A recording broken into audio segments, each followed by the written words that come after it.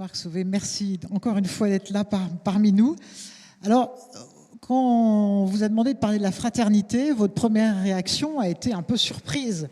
Vous avez dit, écoutez, c'est vraiment paradoxal de parler de la fraternité. C'est même un peu inconscient aujourd'hui de parler de la fraternité. Et vous m'avez dit notamment, parler de fraternité, comment est-ce qu'on peut, quand depuis 2014, il y a plus de 20 000 migrants qui se sont noyés en Méditerranée. Comment est-ce qu'on peut aujourd'hui parler de fraternité dans notre monde? Alors j'aimerais que vous m'expliquiez d'abord pourquoi finalement vous avez relevé le défi et pourquoi vous avez accepté, ça vous a semblé important de revenir sur cette notion de fraternité. Merci de votre accueil. Je pense qu'effectivement tout peut nous pousser à la désespérance. Et l'exemple que je citais, 20 000 personnes qui ont disparu en Méditerranée depuis 8 ans, si on faisait 1 minute de silence pour chacune d'entre elles, notre minute de silence durerait 14 jours, c'est-à-dire 2 semaines. Et on voit bien que, mis à part quelques réactions tout à fait ponctuelles et dignes au demeurant, il n'y a pas vraiment d'observation ou de mobilisation. Et pendant que ce drame perpétuel se déroule, on peut, en plein mois d'août 2022, pour tenter de sauver une baleine qui s'est égarée dans l'estuaire de la Seine, on a 80 personnes, 20 plongeurs, des dizaines, voire des centaines de milliers d'euros qui sont investis. Voilà, je pose la question, notre monde est-il complètement à l'endroit? Je ne le crois pas. Ayant exercé pendant 6 ans des fonctions de directeur de l'immigration au ministère de l'Intérieur, je sais que nous ne pouvons pas accueillir toute la misère du monde, c'est bien clair. Pour autant, je pense qu'on ne peut pas rester les bras ballants et l'exigence de fraternité devrait nous mettre en mouvement. Alors, en fait, comme on l'a dit, comme Pierre-Yves l'a dit, il y a quand même dans la fraternité 2 matrices qui sont républicaines et chrétiennes. Alors comment ces 2 matrices s'emboîtent-elles? Comment est-ce que cela fonctionne? Alors c'est le principe de fraternité, c'est le dernier né des principes républicains. C'est un principe qui a longtemps été ambigu, contesté, tardivement reconnu, mais aujourd'hui, c'est un principe qui est vraiment au sommet de notre édifice républicain. Et Victor Hugo parle des 3 marches du perron suprême, et la dernière marche, c'est bien celle de la fraternité. Alors, c'est un principe qui a été exposé aux controverses notamment sur sa consistance, sa signification politique, aussi sa force juridique. Mais en tout cas, je dirais que la multiplicité et l'éclectisme des pourfendeurs du principe de fraternité font qu'il n'y a aucun risque d'appropriation idéologique ou philosophique, puisque tout le monde a, à un moment ou à un autre, tapé sur la fraternité. Les traditionalistes, bien sûr, mais aussi les positivistes, les marxistes, les doctrinaires de l'ordre public, les partisans du nationalisme intégral. Bon, il n'y a à la limite que des fascistes qui s'en sont accommodés, mais pour le travestir. Au passage, fraternité, on se rend compte que le nom du principal parti politique italien post-fasciste aujourd'hui, c'est Fratelli d'Italia. Fratelli d'Italia qui fait d'ailleurs directement penser au terme de Fratelli Tutti, le titre de l'encyclique du pape. Et voilà, donc il y a bien des fraternités qui sont marquées du sceau de l'universel, tandis que d'autres se prévalent de l'exclusivisme national. Donc on peut utiliser le même mot avec un arrière-plan, un arrière-fond radicalement différent. Alors, l'appel à la notion de frère paraît a priori contraire à l'idée d'universalité. Le mot fraternité renvoie effectivement à une personne avec qui j'ai un lien de sang et que je n'ai pas choisi. On peut, comme le Littré, se sortir de cette contradiction apparente. Littré donne cette définition de la fraternité: c'est la liaison étroite de ceux qui, sans être frères, se traitent comme des frères. Alors, bon, ce principe qui a eu beaucoup de contempteurs a vu le jour tout de même difficilement, mais dès 1789. La Constitution de 1791 en parle, et notamment, elle parle d'entretenir la fraternité des citoyens. Et un décret de 92 dit que la République accordera fraternité et secours à tous les peuples qui voudront recouvrer leur liberté. Bon, cette première consécration du principe de fraternité sombre dans la terreur. Pour autant, il n'y a pas eu une absence de conséquences. C'est-à-dire qu'il y a eu des manifestations tangibles du principe de fraternité nationale. Le droit à la subsistance par le travail, le droit au secours public pour les nécessiteux, le droit à l'instruction publique commune, tous ces droits fondamentaux ont été mis en œuvre par des dispositions qui s'intégreront ultérieurement dans le principe de solidarité, mais c'était bien de fraternité qu'il s'agissait. Alors, sous la Seconde République, on passe donc du déni à la consécration, et la consécration suprême. Et voilà, c'est la plus haute marche du perron suprême, nous dit Victor Hugo. Et c'est l'époque où Pierre Leroux, qui est l'inventeur du mot socialisme, on ne le sait pas, publie un petit traité pour soutenir qu'il est, après le christianisme, possible de concevoir une religion sans théocratie.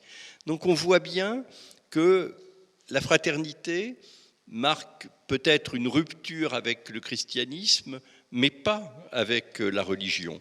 Et c'est à ce moment-là qu'apparaissent donc très clairement les deux matrices de la fraternité, la matrice républicaine et la matrice biblique. Alors, la première a été proclamée avec éclat, la deuxième plus discrètement, et il y a bien deux mystiques, laïques et chrétiennes, de la fraternité, qui ne sont pas si incompatibles que cela. Et il n'est pas étonnant à cet égard que les chrétiens et les francs-maçons se désignent comme frères, du moins entre eux. Du moins entre eux. Il ne faut pas non plus... voilà. Alors, la France, qui est tout de même le pays de la plus grande sécularisation et de la séparation la plus stricte des églises et de l'État, la France a donc entériné assez précocement un principe qui permet, dans une certaine mesure, de réconcilier les mémoires. Alors, à cette consécration de la fraternité, en 1848, a correspondu une réforme lumineuse qui s'est produite assez rapidement, qui est l'abolition de l'esclavage, le 27 avril 1848. Et en même temps qu'on abolit l'esclavage, le gouvernement provisoire prend une mesure moins connue, mais d'une dureté extrême. C'est la déchéance de la nationalité française pour les planteurs qui n'appliqueraient pas cette réforme. Vous voyez ?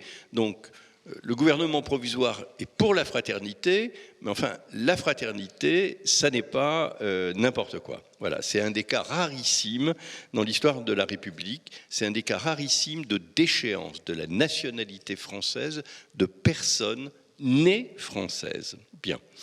Et donc ce deuxième épisode ne survivra pas au coup d'État du 2 décembre, mais ce que je voudrais dire, c'est que très longtemps, donc, la fraternité n'a pas eu de contenu ou de conséquences juridiques. Alors, le Conseil constitutionnel, tout de même, dans certaines législations, le RMI le revenu minimum d'insertion, le revenu de solidarité active, prend bien soin dans ses décisions de viser le principe de fraternité. Mais il n'y a pas d'enjeu, puisqu'on ne va pas annuler la législation sur le RMI ou le RSA.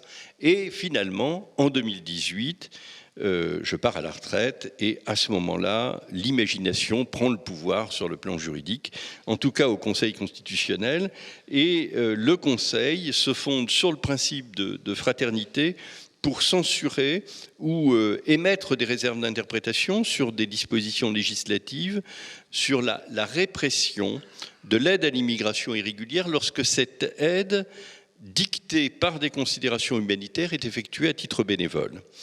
Et donc, de même qu'auparavant, le Conseil n'avait pas mobilisé le principe de fraternité et pour en tirer des conséquences négatives, là, cette fois-là, il aurait pu prononcer la censure qu'il a prononcée sans invoquer le principe de fraternité. En tout cas, c'est un symbole, c'est une étape importante qui a été franchie avec cette consécration.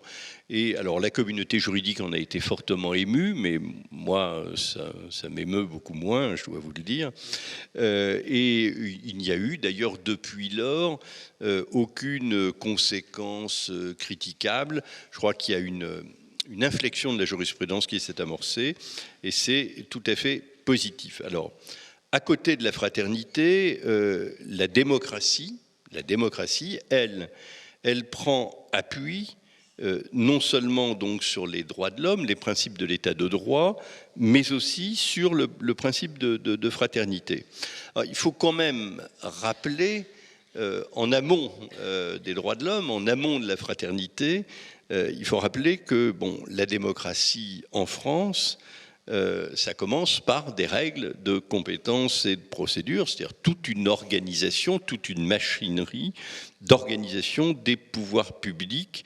Et c'est seulement donc dans une deuxième étape qu'on s'est souvenu qu'il y avait dans nos textes fondateurs la Déclaration des droits de l'homme et du citoyen, et donc toute une conception de l'état de droit à laquelle le Conseil constitutionnel a donné une force juridique dans une décision de juillet 1971. Et puis la fraternité est arrivée, a été consacrée. Et le Conseil constitutionnel, très précocement, enfin on voit dès le début des années 2000, montre qu'il a bien intégré, avant même d'avoir prononcé la première censure sur le principe de fraternité, il a bien intégré ce principe. Il dit « Si la mise en œuvre du principe de fraternité implique la recherche de la justice sociale, elle va cependant bien au-delà, pour autant qu'elle prend appui non pas sur l'appartenance à un groupe. » Le Conseil constitutionnel est un très fervent partisan de l'universalisme républicain.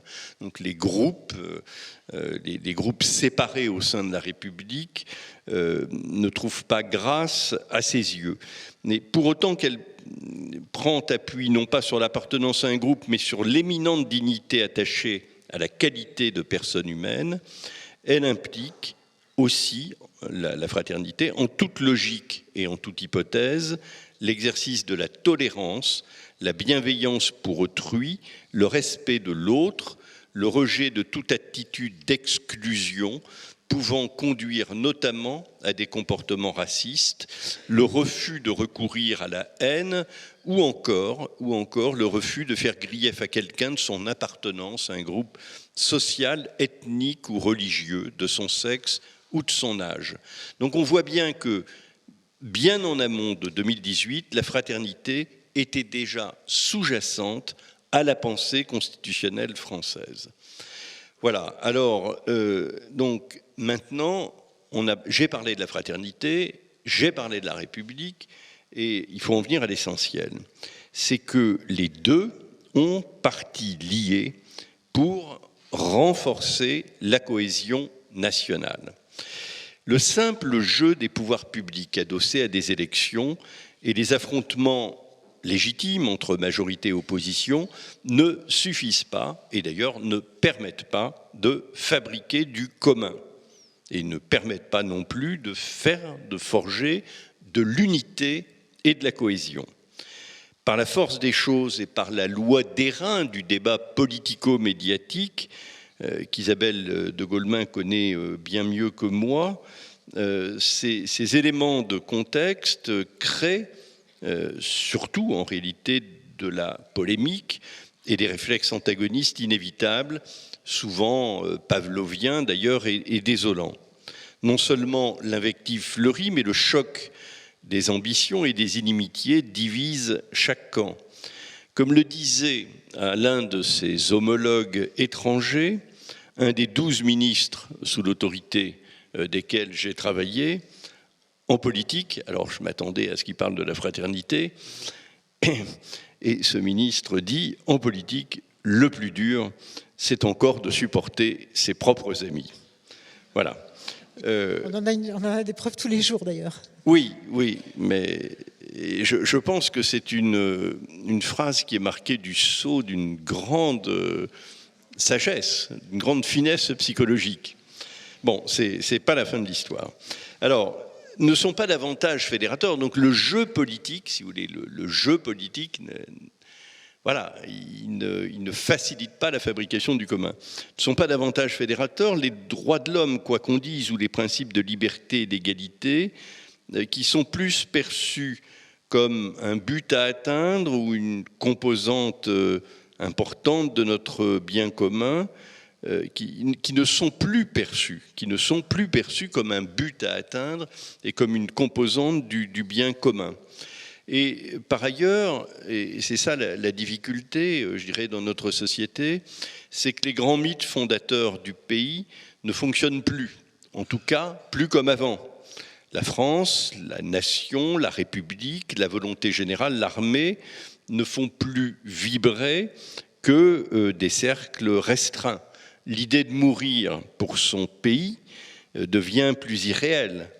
Alors que moi, mes grands-parents, les grands-parents des personnes de ma génération, ont tous été combattants de la Première Guerre mondiale. Bon.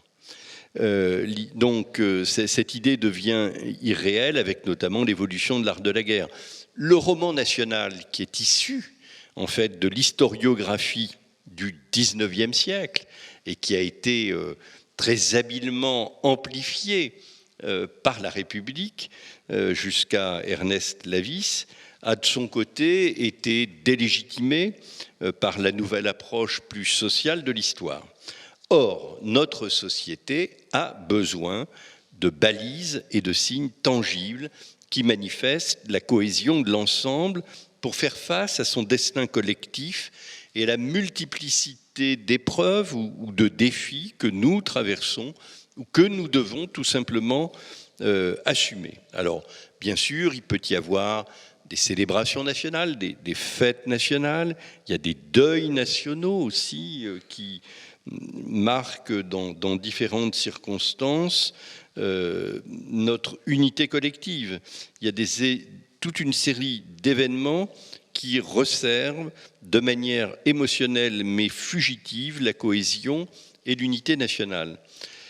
Mais après avoir noté donc toute une série d'impasses, comme je viens de le faire avec une légère pointe de nostalgie, il me semble que nous avons en réalité des cartes en main pour relever les défis présents et futurs de notre société avec cet outil ancien, la fraternité, mais profondément novateur et rassembleur.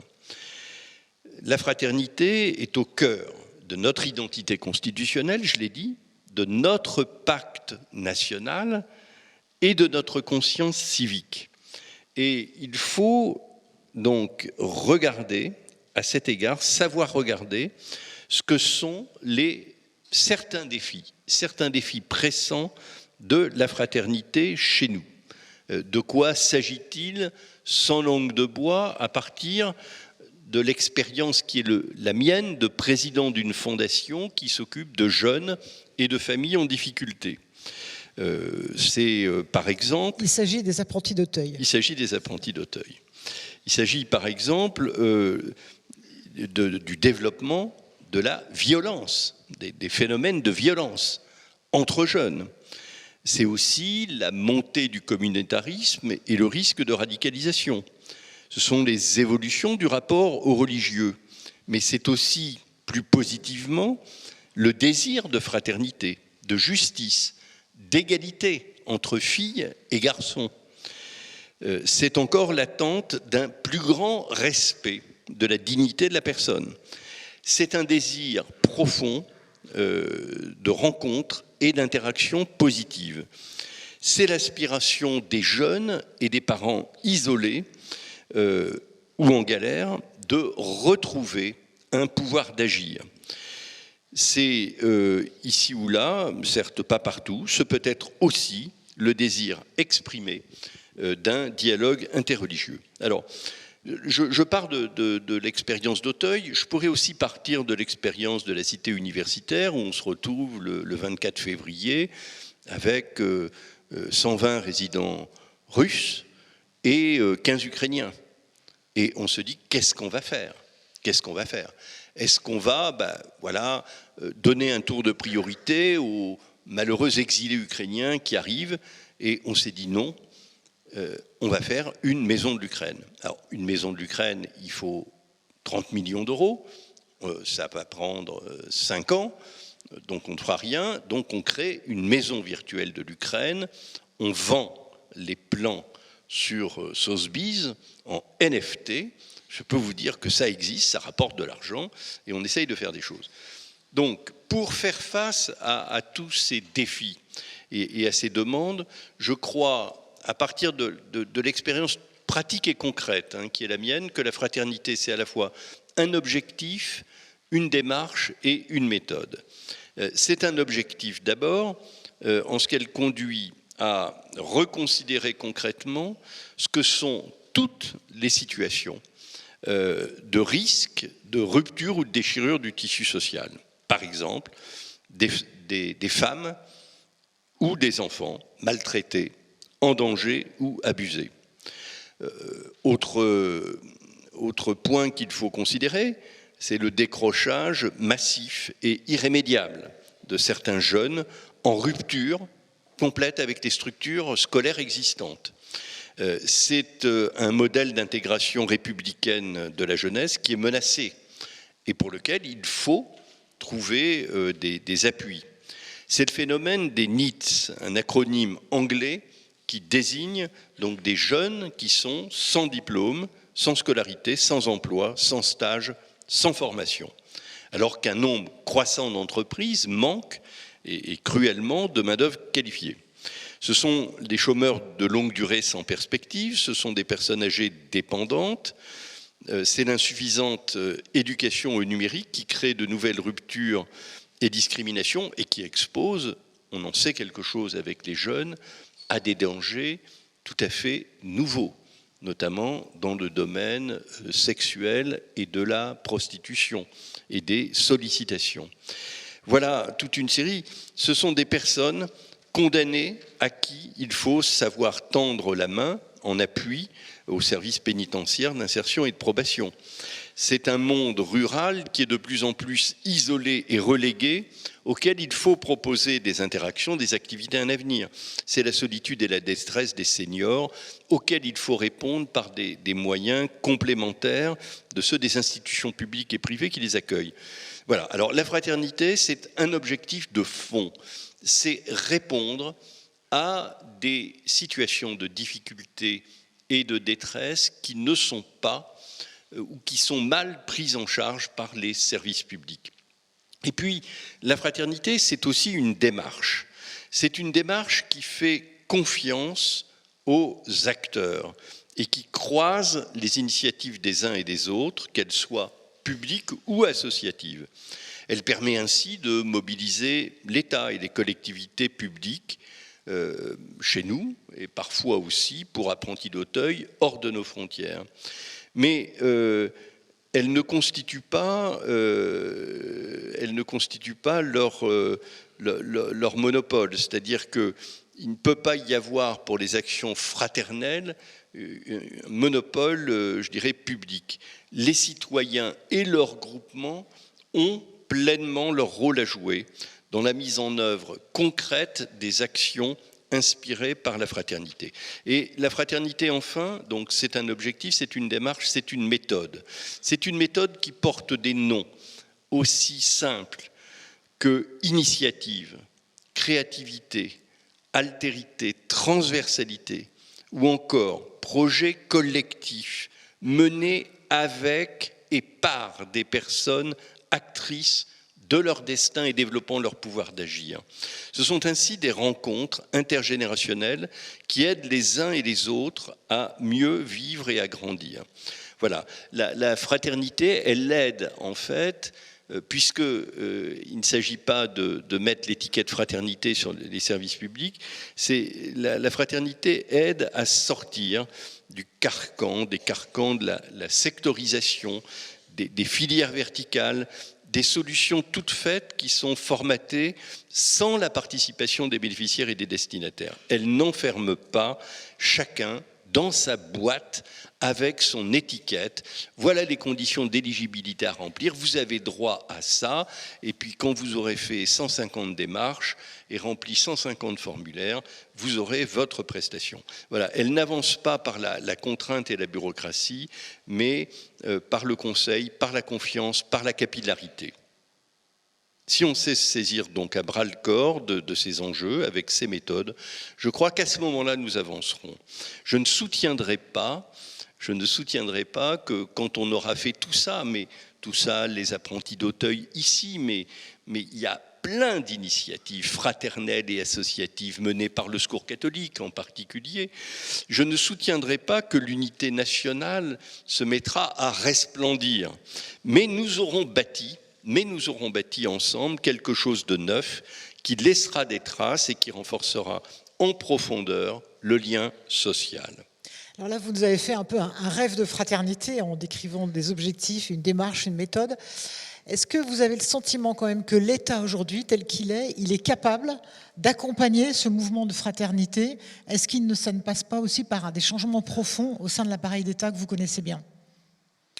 Alors là, il y a effectivement un problème parce que s'il faut développer les initiatives et les actions fraternelles, c'est peut-être pour deux raisons. D'abord, ce n'est pas le rôle de l'État dans son principe, à titre principal.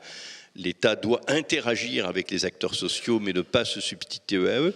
Mais c'est qu'aussi, l'État est à la peine. L'État est à la peine aujourd'hui.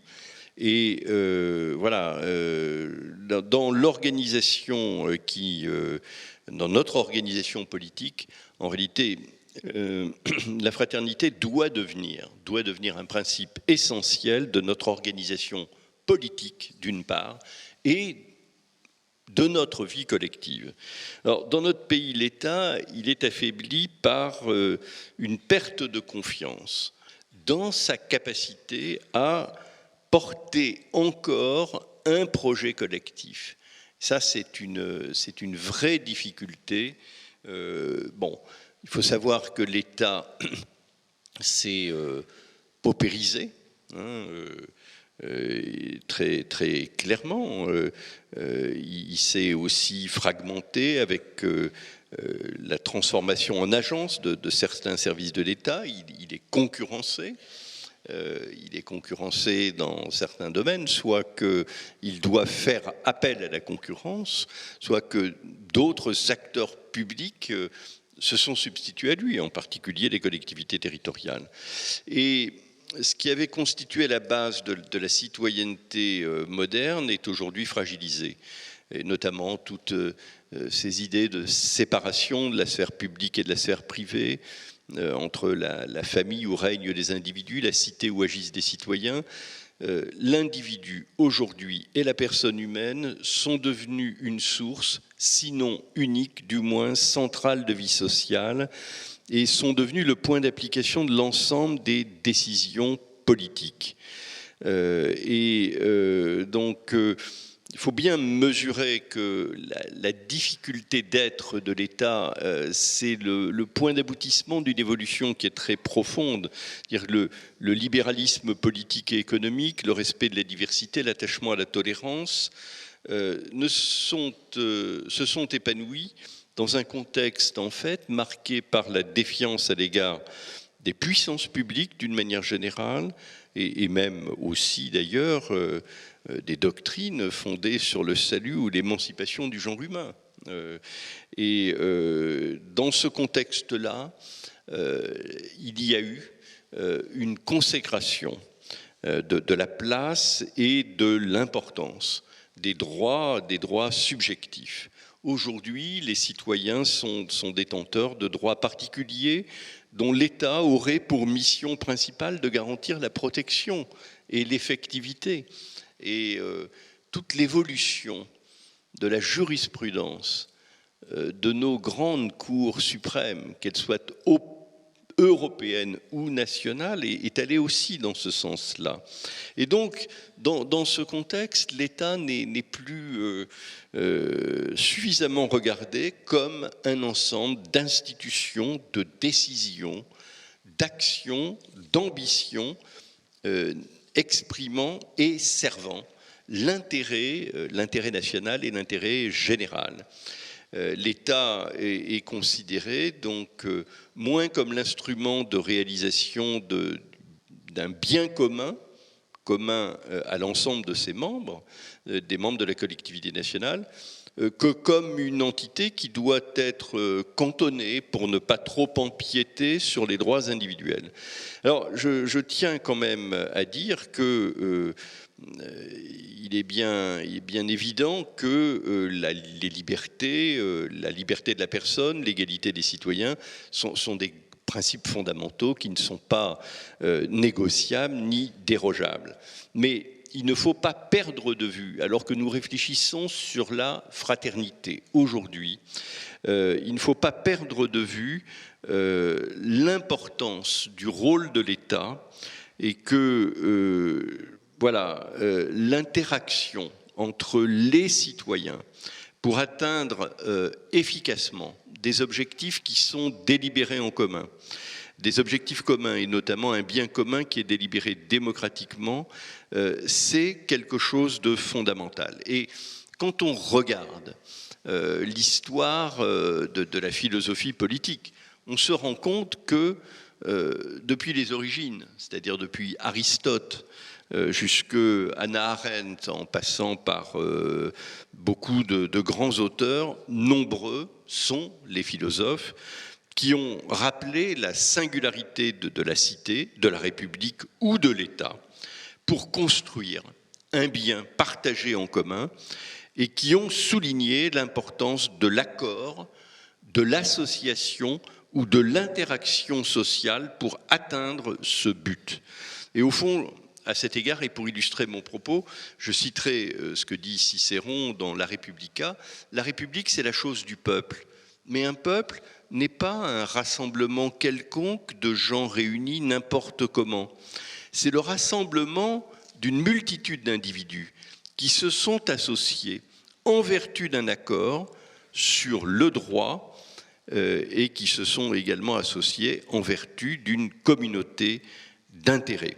Voilà. Alors, dans une société qui est atomisée, l'intérêt général, on le voit bien, ne peut pas être la somme des exigences individuelles des citoyens. Et donc, l'individualisation et l'émiettement de nos sociétés, qui ont été en plus accrus par le numérique, il faut être lucide là-dessus, affaiblissent la poursuite par l'État du bien commun il faut, je dirais, se ressaisir. Voilà. Alors, pas de fraternité sans État, on a bien compris. Alors, ce que j'aimerais maintenant, c'est que vous nous disiez comment est-ce qu'on peut jouer le triptyque fraternité, égalité, liberté. Qu'est-ce qui est nécessaire l'un pour l'autre et quelle est la place de la fraternité là-dedans? Alors, je pense que dans notre vie collective, effectivement, la fraternité donne une consistance, donne une couleur et un sens nouveau à la liberté et à l'égalité. On ne peut être libre et égaux, il ne peut y avoir de liberté et d'égalité que dans une société qui est régie par le principe de fraternité. On ne peut être libre et égaux que si l'on s'inscrit dans un rapport de mutuelle interdépendance et d'amitié sociale, donc de fraternité. La fraternité est ainsi donc à la fois la condition et la conséquence de la liberté et de l'égalité. C'est parce que nous avons proclamé cette fraternité que nous pouvons être libres et égaux. Et c'est une magnifique intuition de la République française que d'avoir ajouté dans sa devise donc à la fraternité, à la liberté et à l'égalité, car ce faisant, elle met l'accent sur l'interaction entre les citoyens, sur les finalités du corps social et sur un service mutuellement rendu entre les uns et les autres.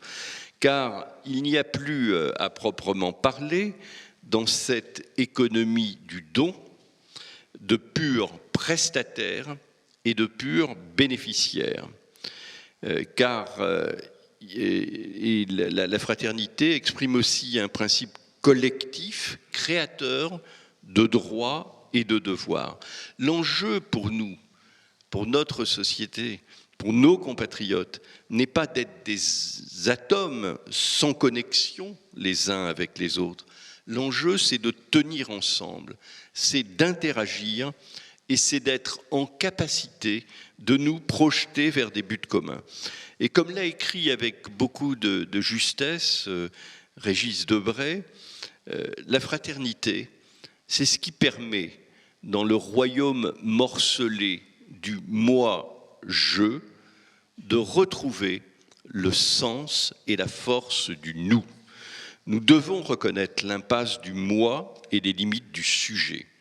Notre philosophie, comme notre société politique et économique, se sont construites sur trois choses: le cogito, je pense donc je suis, sur le contrat et sur le marché, c'est-à-dire sur le sujet et sur l'individu. On ne pense ni le commun, ni le collectif, qui advient comme par enchantement dans l'exercice de la souveraineté, c'est le contrat social de Jean-Jacques Rousseau, qui advient également, on ne pense ni le commun ni le collectif, et le collectif advient donc dans l'exercice de la souveraineté, dans le libre jeu des volontés individuelles ou des forces du marché. Et la fraternité nous affranchit aussi, et je crois que c'est tout à fait utile, des maximes et des impératifs de l'utilitarisme. La quête de ce qui correspond à la plus grande utilité, notre plus grande utilité, est certes légitime, mais elle ne saurait devenir une règle de vie pour une société et tous ses membres. Il est des choix qui peuvent et doivent reposer sur, j'allais dire, une dogmatique et non pas sur l'empirisme. Par conséquent, la fraternité ne peut pas être passée au tamis de la pensée de philosophes comme Helvétius, Stuart Mill ou Bentham. Il en résulte une conséquence que je n'ose affirmer sans m'exposer à un risque plausible d'accusation d'anglophobie. La fraternité est française et non pas britannique. Mais le génie de ce peuple est assez grand pour répondre à ses propres défis par d'autres voies. J'espère qu'il n'y a pas trop d'anglais ici. Peut-être juste en conclusion, Jean-Marc Sauvé, le pape François dans Fratelli Tutti parle beaucoup de la parabole du Samaritain. Qu'est-ce que ça vous inspire, vous, par rapport à cette fraternité, à la fois comme homme d'État et comme chrétien? Quel sens cela peut avoir pour la fraternité pour un chrétien? Je pense qu'il faut reconnaître et promouvoir la fraternité, et on ne pourra le faire qu'en relevant les défis globaux ensemble, qui sont l'apanage du politique, mais en même temps qui n'en sont pas le monopole. Il faut aussi, par la reconnaissance et la promotion de la fraternité, donc, qu'on réponde à ces défis globaux, qu'on les relève et qu'on apporte des réponses à la question du sens. Alors, en ce qui concerne les défis globaux, sociaux, économiques, environnementaux, démographiques qui se présentent à nous, il y en a de nombreux. À la différence du social, je pense que les initiatives fraternelles ne peuvent pas tout faire. Mais il faut apporter des réponses aux grandes questions économiques qui se posent à l'aune de la fraternité, les enjeux de la maîtrise de la croissance économique, la plus juste répartition des richesses, le décollage économique des pays les moins avancés. Et aussi, il y a des risques tout à fait particuliers dans lesquels nous sommes rentrés, des zones de turbulence. Et le traitement de toutes ces difficultés doit être articulé avec la question centrale et urgente de la transition énergétique et de son financement. Et donc, il faut aussi que nous veillions les uns et les autres, mais on l'a vu dans le film qui a été projeté, que nous veillons à ce que la planète demeure habitable à l'échelle de la fin du siècle. Et on le voit bien, tous les jours, ça n'est pas complètement gagné. Et donc, dans tous ces champs économiques, sociaux, environnementaux, migration des personnes aussi, la question se pose de savoir quel est le vecteur pertinent pour agir. Il ne s'agit pas, comme dans le champ social, de tout faire à partir d'initiatives construites au plus près du terrain et des besoins. Au demeurant, de telles initiatives directes de personnes et de groupes sont le plus souvent impossibles. Mais les personnes et les groupes qui se reconnaissent dans l'appel du pape à la fraternité, qu'elles soient ou non directement en charge de tous ces enjeux globaux que je viens de rappeler, devraient prendre des initiatives pour développer une réflexion et des propositions communes. Voilà, donc des semaines sociales européennes et mondiales. Et un dialogue devrait donc être proposé avec les acteurs responsables. En tout cas, l'appel du pape à la fraternité ne peut conduire à ce que les chrétiens se désintéressent de ce qui ne serait pas à la portée de leur action individuelle ou collective. Et les actions à mener maintenant, dans le prolongement de l'encyclique du pape François, et plus largement de la doctrine sociale de l'Église, doivent se déployer à une grande variété de niveaux, et souvent à plusieurs d'entre eux pour un même enjeu. Il y a l'échelon local, j'en ai parlé, celui du problème et de sa solution la plus pertinente, le niveau national, l'échelon continental, et pour nous européens, et enfin le niveau mondial ou universel. Mais il importe avant toute chose de clarifier au sein de l'Église catholique et en lien avec les autres chrétiens, quel est le sens pour nous de la parabole du bon samaritain? S'agit-il d'une morale se limitant à la sphère purement individuelle ou pas? Peut-on en tirer des enseignements dépassant les limites des États, où l'Église doit-elle s'ériger en gardienne des traditions nationales? Si ce n'était pas possible, il faudrait, ce qu'à Dieu ne plaise, alors reconstituer des empires pour lever ces oppositions.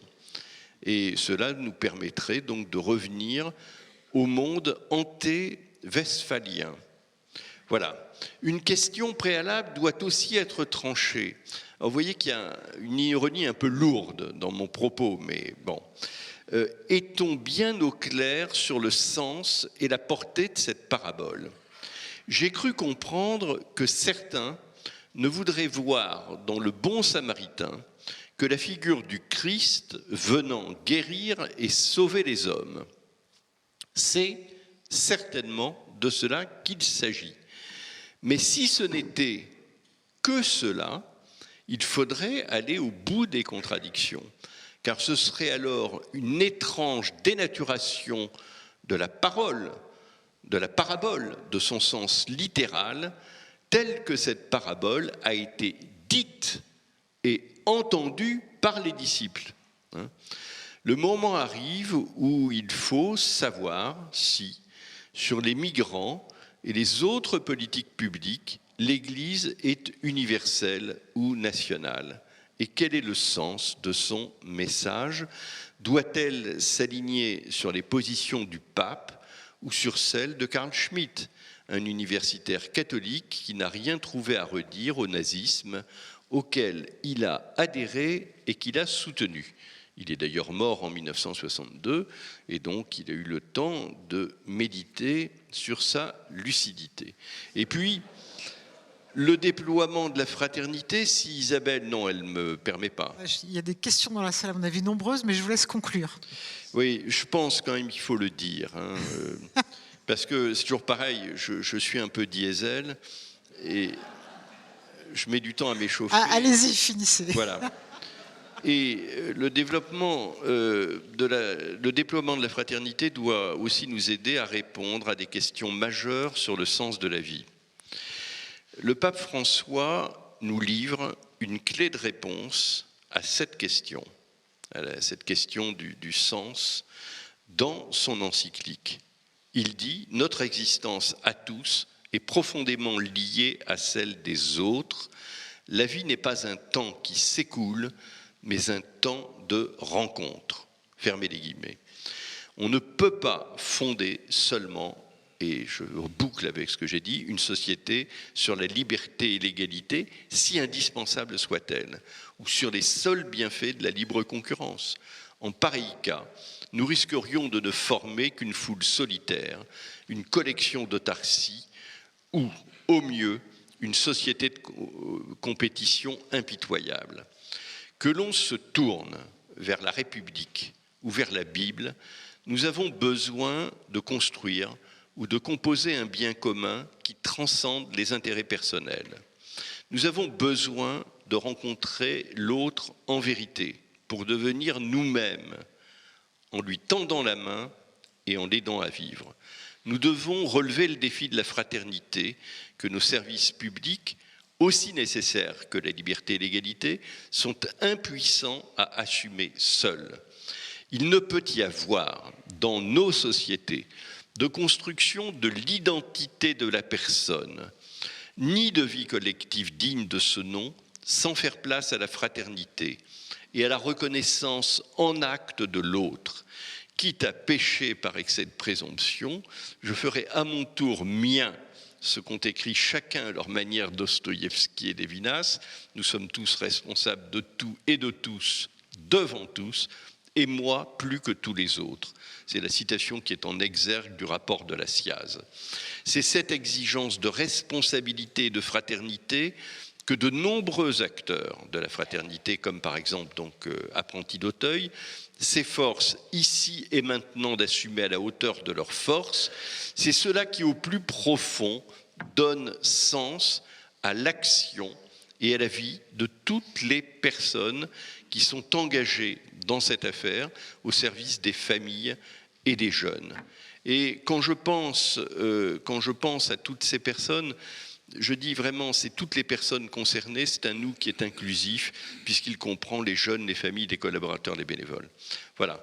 Et la seconde réflexion que je tire de mon expérience de président de la Fondation, c'est que nous avons l'impérieux devoir civique, moral, et pour les chrétiens évangéliques, d'aller vers les marges et les périphéries de nos sociétés. C'est en faisant ce pas de côté que l'on pourra recoudre le tissu social et remédier à sa fragilité. Il s'agit de notre intérêt bien compris, car aux marges de notre monde gisent des ressources magnifiques et insoupçonnées qu'il faut contribuer à révéler. Voilà. Et le souci des périphéries, c'est une exigence aussi éthique et philosophique. L'égale dignité de chacun fait que l'on ne peut pas, que l'on ne doit pas se détourner de ceux qui souffrent aujourd'hui de formes variées d'exclusion, mais qui portent en eux la capacité de se relever et de nous éblouir. Voilà. La promotion de la fraternité revêt une dimension proprement spirituelle qui transforme nos vies.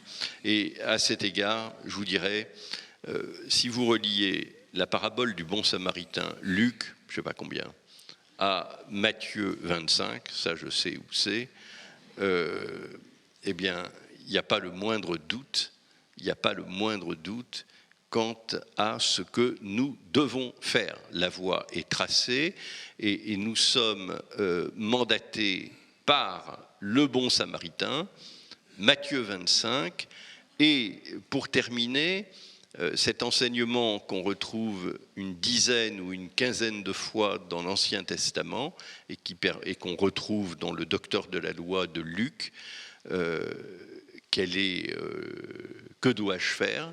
Ben, tu aimeras le Seigneur ton Dieu de tout ton cœur, de toute ton âme, de toute ta force, de tout ton esprit, et ton prochain comme toi-même. Et c'est à cause de ce commandement et par ce commandement que nous devons nous engager dans la fraternité. Merci vraiment.